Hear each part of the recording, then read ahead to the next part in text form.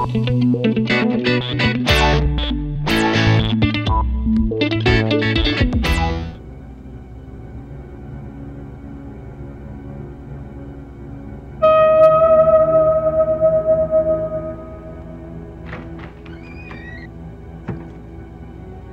gabi sa'yo, Alejo.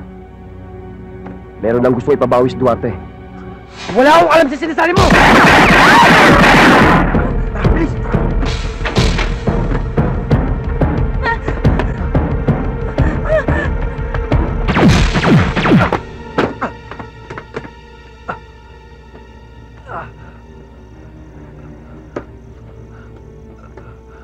Elias! Maawa ka sa akin! Huwag mo ko patayin! Gusto mo hati lang tayo dito eh! Kailangan mo rin ng pera, di ba? Oo, kailangan ko ng pera. Pero kailangan isoli ko muna kay Duarte. Alam mo naman yun eh. Galit siya sa mga tauhan niyang iniisahan siya. Lahat gagawin ko! Elias! Pasensya ka na pare ah. Tulabitin ka rin.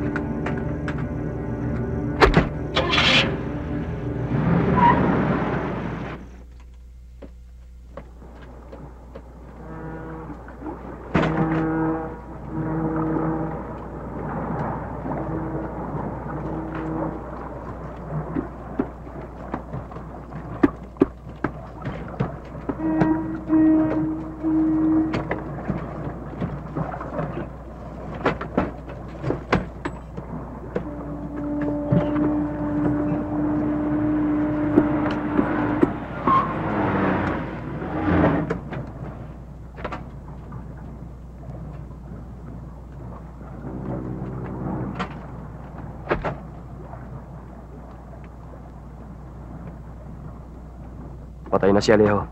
Itong pera.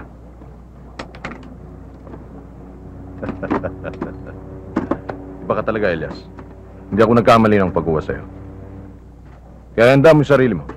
Pagbalik natin ng Maynila, ikaw na ang mamamahala sa mga dating baluarte ni Evilio. Mainit pa tayo ron. Baka hindi pa panahon. Hindi na tayo pwede maghintay. Mamimiligro ang mga epektos pag pinatagal pa natin sa ating mga kamay. Duarte, gusto ko lang malaman mo na yung pagtumba ko kay Alejo, yun ang una't huli kong trabaho para sa'yo. Maghihiwalay na tayo. Yan ang gusto kong makipag-usap eh. Walang paligoy-ligoy. Diretsong makipag-usap. Gusto mo pa ng bakasyon? Napapagod ka? Hindi. Kumakalas na ako.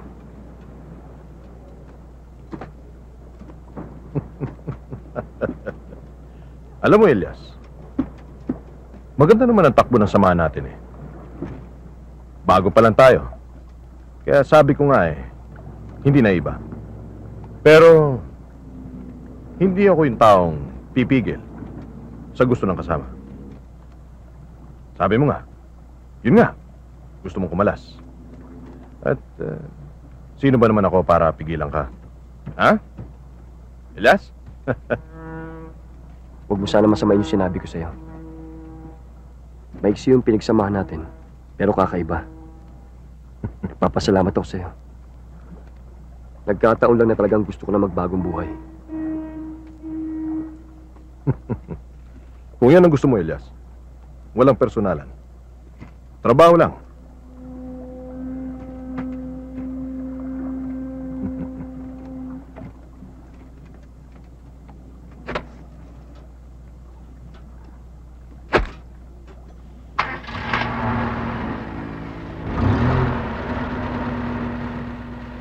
Diego!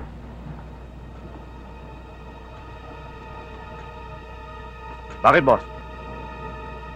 Gusto raw magbakasyon ni Elias.